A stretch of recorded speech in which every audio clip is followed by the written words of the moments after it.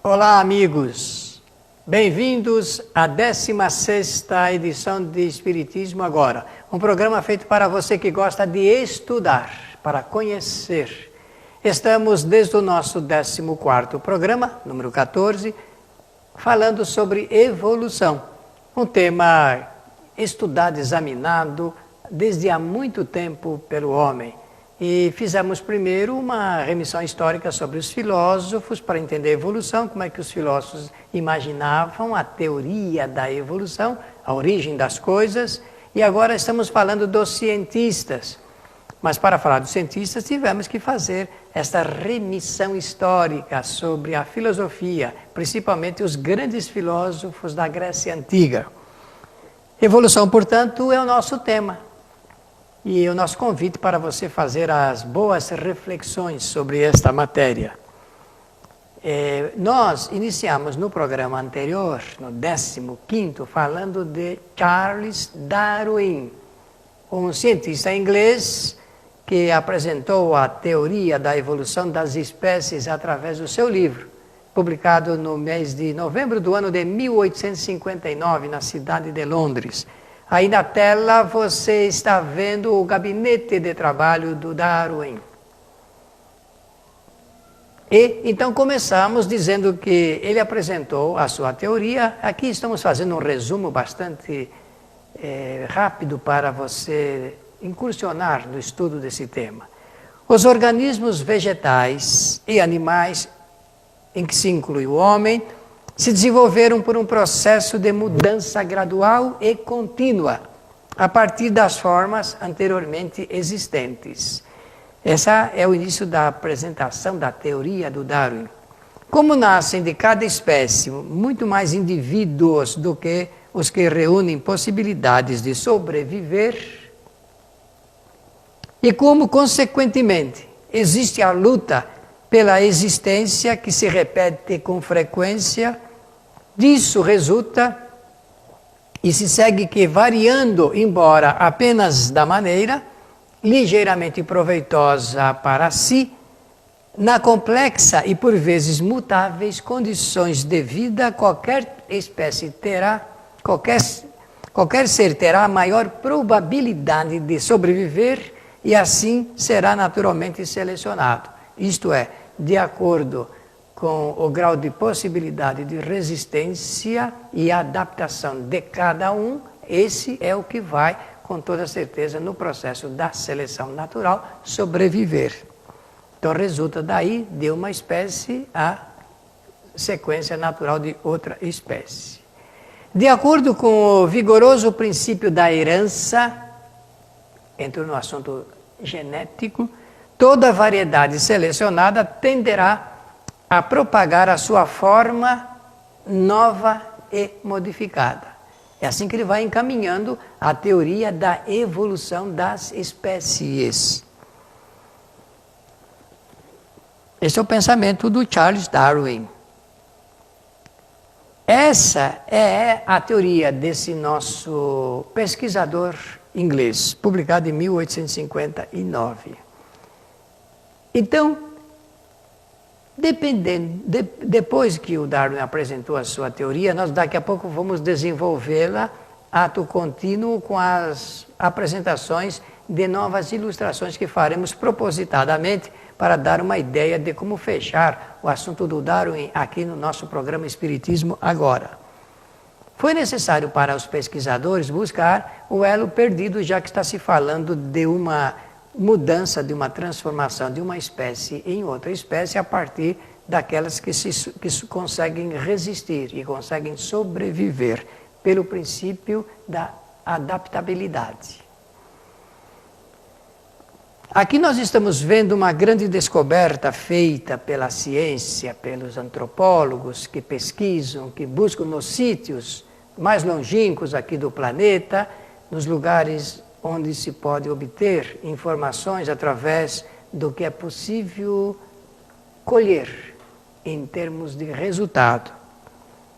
Nós estamos vendo esse Ramidus ardipithecus de 4.400.000 anos, que os cientistas chamaram de Ardi, e a mulher mais antiga, Australopithecus afarensis, de 3.200.000 anos, que os cientistas chamam de Lucy.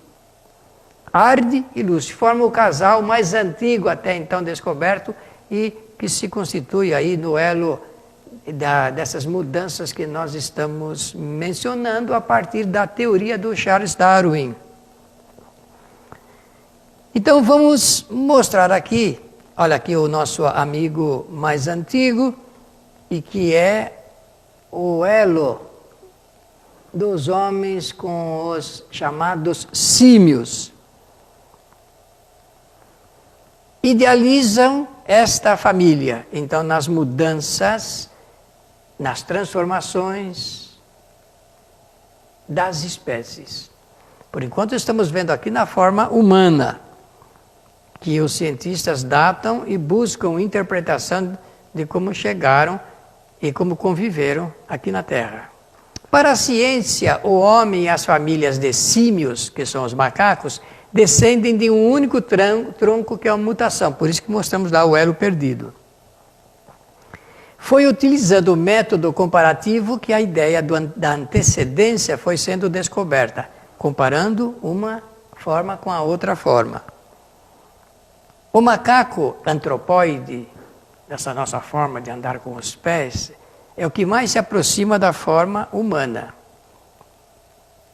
Aqui uma ilustração meia engraçada, mas apenas para sugerir perfeitamente que existe um processo de adaptação, porque eles aprendem mesmo, não é?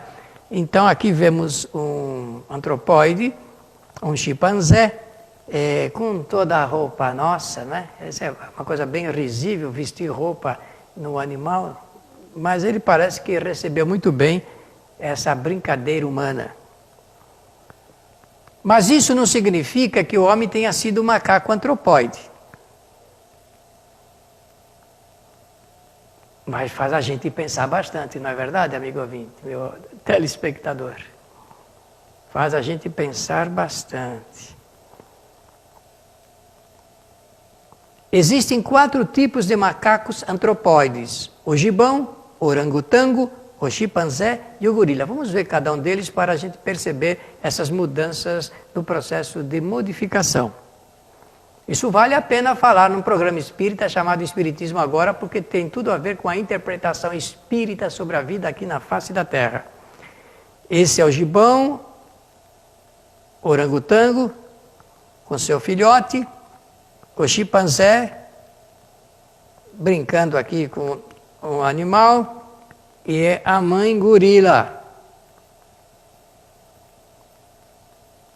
Olhem bem nas características e também na forma como estão segurando aí os seus filhos, ou então aqueles seus companheiros. O gibão, o orangotango, o chimpanzé e o gorila.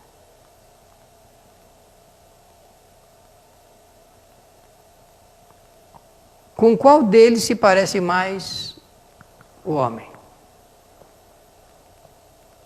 Qual é a sua opinião?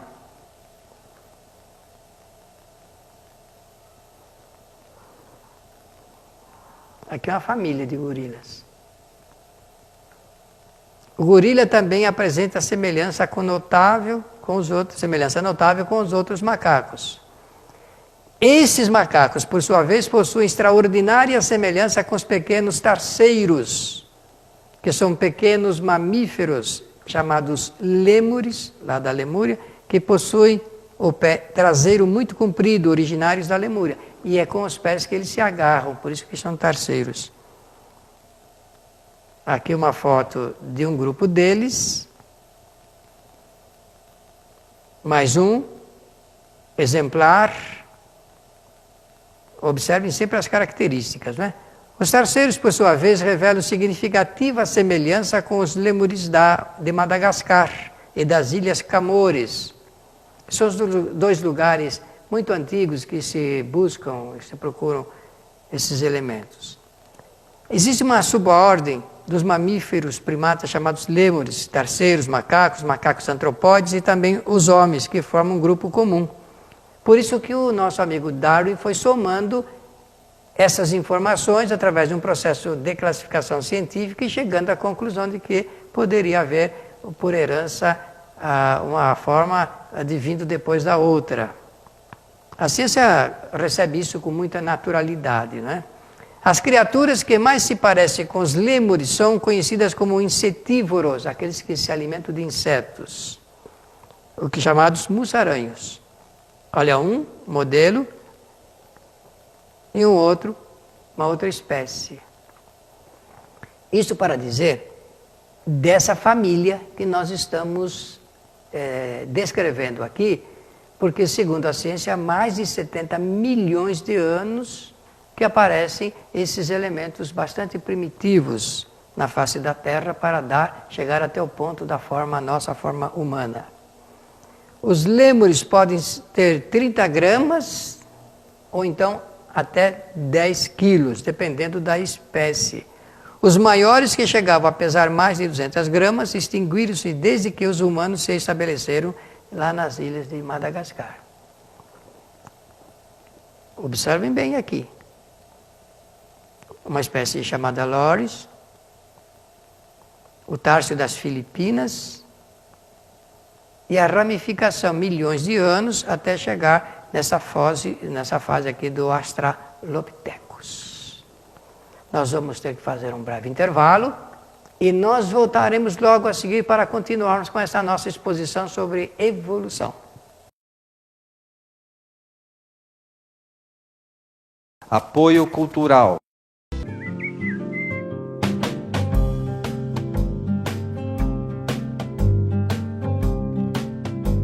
Rádio Boa Nova, a comunicação em prol de um mundo de regeneração.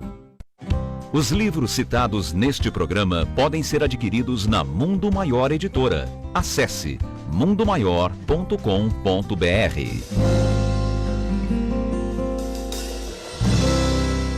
Um simples gesto, um ato de enormes proporções. Um simples gesto é capaz de dar apoio, acolher, educar, alimentar. Um simples gesto traz com ele benefícios incalculáveis. Um simples gesto contribui para realizar o bem. Participe para que a rede social do bem possa aumentar a sua capacidade de multiplicar as suas ações sociais. Pratique isso na hora que você for pagar a sua próxima compra. Use o cartão de crédito exclusivo O Bem. Peça já o seu cartão. Ligue 0800 644 2273.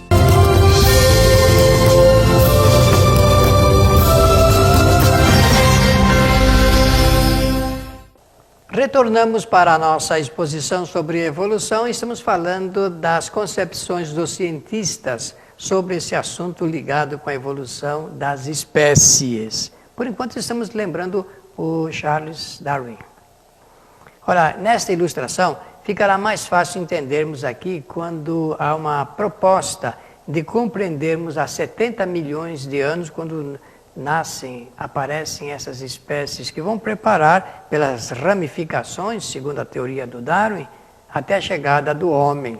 É por isso que se tem essa ideia da relação nossa com os parentes mais próximos aqui, que são os símios, né?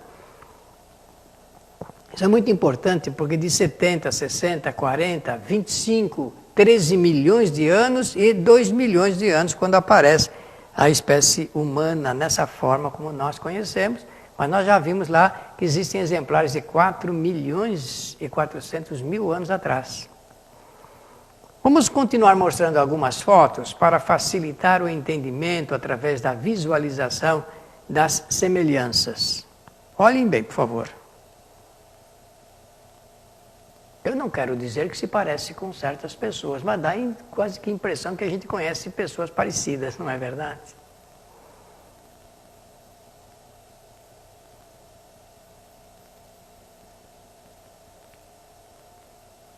Não sei se estão cantando, se estão gargalhando, mas estão ali num processo de harmonia familiar.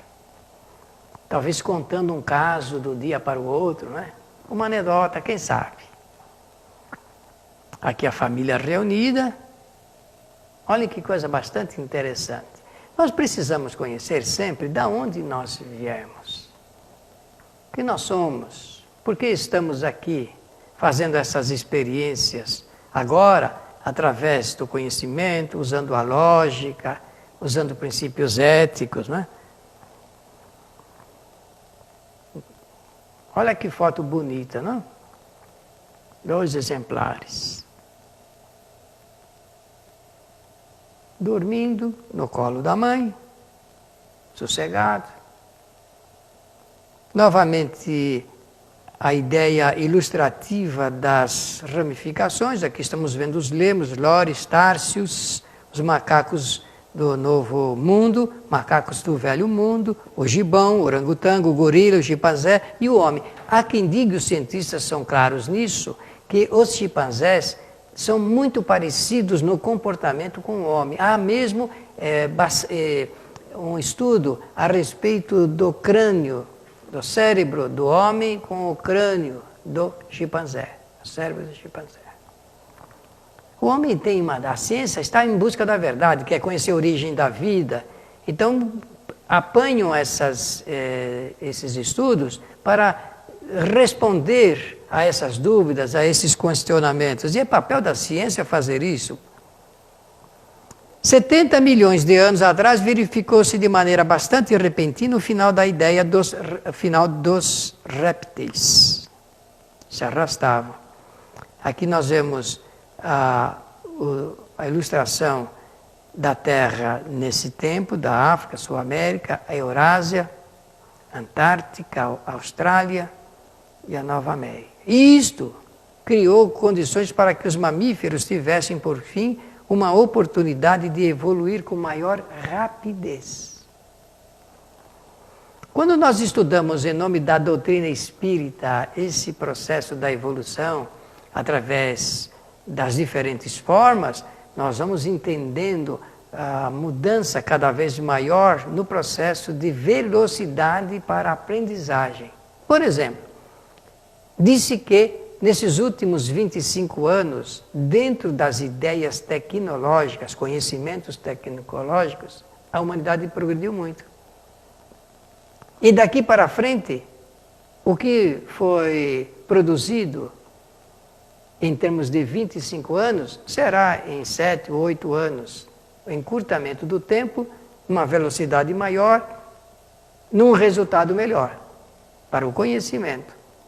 Quando o dia passa 24 horas, com certeza você já usou essa expressão. Puxa, o dia passou muito rápido hoje, muito rapidamente. Mas, na verdade, o dia não pode passar muito rapidamente porque os movimentos são os mesmos. Então, o que é que se passou? Por que nós usamos a expressão? É pela velocidade e das atividades que nós temos. O pensamento é muito rápido, não é? Olha aqui a ilustração de animais pré-históricos. Estamos mostrando assim para entendermos um pouco a teoria do Darwin sobre a evolução das espécies. Nós estamos vendo aqui animais de todo tipo, em eras diferentes. Vamos falar daqui a pouco da era dos Cretáceos, né? Os animais pré-históricos, o número 2, aqui a ilustração número 2, para então vermos mais algumas diversificações enquanto animais. E no final do Cretáceo, então, essas rochas, cerca de 47 milhões de anos atrás surgiram os primatas, que é esta ideia que se tem a respeito de quando eles surgiram aqui na Terra. O período Cretáceo é uma idade da Terra realizada para 140 milhões de anos até 65 milhões de anos atrás. Alguém tem alguma ideia a respeito disso? O que significa 140 milhões de anos atrás? Será que isso é importante para nós estudarmos o Espiritismo, estudarmos o Espírito, estudarmos o futuro da humanidade? No período Cretáceo, varia 140 milhões até 65 milhões de anos atrás, os dinossauros atingiram o seu auge e também conheceram o seu ponto final. das experiências aqui na Terra. E nasce então a era dos primatas. Essas ilustrações servem para nos lembrar, idealizar, pensar um pouco nas formas. Além da América do Norte e do Sul e também da Eurásia, é provável que vivessem na África. Os cientistas imaginam isso. E parece que os filmes hoje a respeito dos Jurássicos dá bem essa ideia de como eram esses animais. Mas esses estudos são importantes a respeito da vida aqui na Terra, que nasce aí com essas ramificações, até chegar no ponto em que nós conhecemos o homem. O interessante é que o homem não se supõe como produto dessas espécies anteriores, dessas formas anteriores. Talvez um pouco de orgulho no pensamento. Os prosímios representaram as primeiras espécies e a elas hoje correspondem as dos lemurianos e tarsioides, assim como outras que são afins a todo esse processo e essa observação. Hoje fica mais fácil a gente ver filmes bastante interessantes, vídeos até, do comportamento dos animais, de todos. E parece que com essa análise, com essa verificação, fica mais fácil a gente entender que ali tem um ser pensante, um ser que pensa e que age com vontade própria e reage diante de situações, por vezes dramáticas, que atingem a sua própria sobrevivência. Então tratava-se de animais pequenos, ágeis, e sua existência era completamente arborícola. Viviam nas árvores e viviam dos vegetais, tendo sido sua evolução concomitante à das próprias florestas que nós conhecemos. A grande ordem dos primatas compreende cerca de 180 espécies de animais mamíferos pouco especializados, a maior parte dos quais possuem costumes arborícolas, vivem nas árvores e estão confinados nas regiões tropicais do nosso planeta, onde o clima é tropical. Os primatas dividem-se em duas subordens: prosímios ou primatas inferiores, que inclui os lêmures e lores. Viram que eu mostrei lá aqueles animaizinhos pequenos, foi de propósito para a gente ter uma ideia, e os símios, que são os primatas superiores, que incluem társios, macacos e o próprio homem, de um ponto a outro ponto. Essa é a ideia que os cientistas têm da nossa origem. Se nós quisermos pensar de onde nós viemos aqui no planeta, lembrar dessas formas anteriores. E não pensem, meus amigos, que Allan Kardec desprezou esse estudo, não. Nós vamos ver, quando estivermos falando de Espiritismo, que Allan Kardec escreveu um livro chamado A Gênese, e ele vai falar a respeito dessas formas de onde o Espírito faz as suas jornadas anteriores. Porque eu tenho que saber de onde eu venho. No primeiro grupo inclui-se os mais primitivos, regra geral, animais de pequeno tamanho, com focinhos alongados e os olhos colocados numa posição não tão frontal como a dos símios. Mudança das formas. Situados mais abaixo na escala evolutiva, mostram-se mais especializados que os seus parentes antropomorfos, isto é, antropomorfos que têm a forma humana. E fala-se aqui de especializados porque uma das características da lei de adaptação é exatamente permitir que esses animais, é melhor dizer assim, procuram realmente se especializar para se defender, para se alimentar e se abrigar também. Há 5 famílias de lêmures com um total de 21 espécies. A maioria está confinada às florestas de Madagascar, embora alguns tenham sido levados também para as ilhas Camores. Os lêmures são principalmente arborícolas, mas podem descer ao solo à procura de alimento. São as experiências que se faz. A sua dieta inclui insetos pequenos, vertebrados, frutas, brotos, folhas e casca de árvores. Muitas espécies são notívagas, isto é, só têm vida ativa à noite.